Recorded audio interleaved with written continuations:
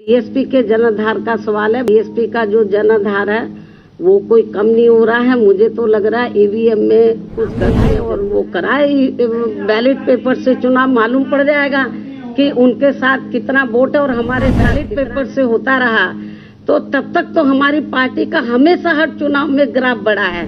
सीटें भी बड़ी कमाल है और कुछ नहीं है, कुछ दाल में काला है। इसको लेकर हम लोग माननीय सुप्रीम कोर्ट की पर्चियां टैली होनी चाहिए, मालूम पड़ जाएगा। फिर उसको भी ये करने के लिए तैयार नहीं है। और मेरा तो यही कहना है कि जहां तक बीएसपी के जनाधार का सवाल है, बीएसपी का जो जनाधार है वो कोई कम नहीं हो रहा है। मुझे तो लग रहा है ईवीएम में कुछ गड़बड़ी जरूर है।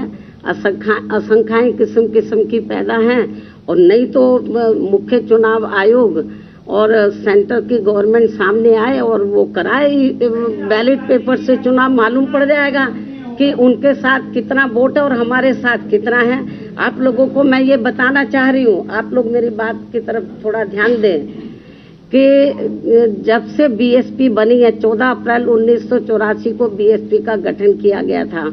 उसके बाद जब तक चुनाव बैलेट पेपर से होते रहे तो बीएसपी का जो ना तो वोट प्रतिशत कम हुआ है और ना ही बीएसपी का जनाधार हमें कम नजर आया है और हमारी सीटें भी बढ़ी हैं। लेकिन जब से चुनाव बैलेट पेपर के स्थान पर तो मशीन के जरिए जब से हुआ है, तब से हमारा जो वोट प्रतिशत है वो प्रभावित हुआ है और हमारी जो संख्या है वो प्रभावित हुए। तो कुछ ना कुछ गड़बड़ तो जरूर है। यदि ऐसा नहीं था तो जब तक चुनाव बैलेट पेपर से होता रहा तो तब तक तो हमारी पार्टी का हमेशा हर चुनाव में ग्राफ बढ़ा है, सीटें भी बढ़ी हैं। लेकिन जब से ईवीएम से चुनाव होना शुरू हुआ तब से ये सब गड़बड़ हो रहा है।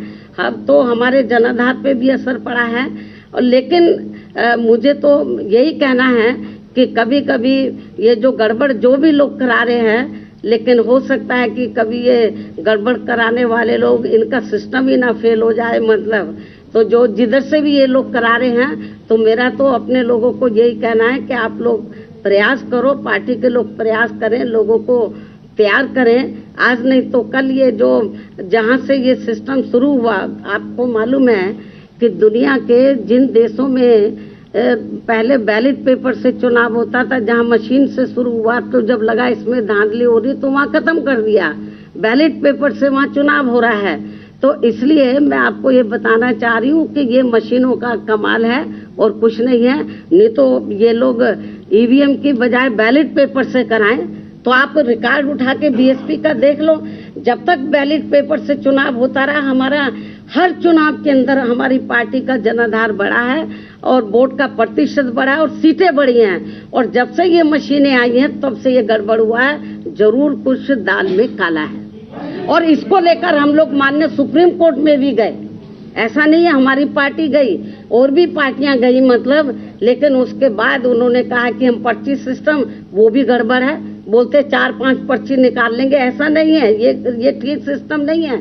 बल्कि जब ये वोटिंग मशीन में वोट पड़ा है तो उससे जो पर्चियां, उससे पूरी की पूरी पर्चियां टैली होनी चाहिए, मालूम पड़ जाएगा। फिर उसको भी ये करने के लिए तैयार नहीं है ये।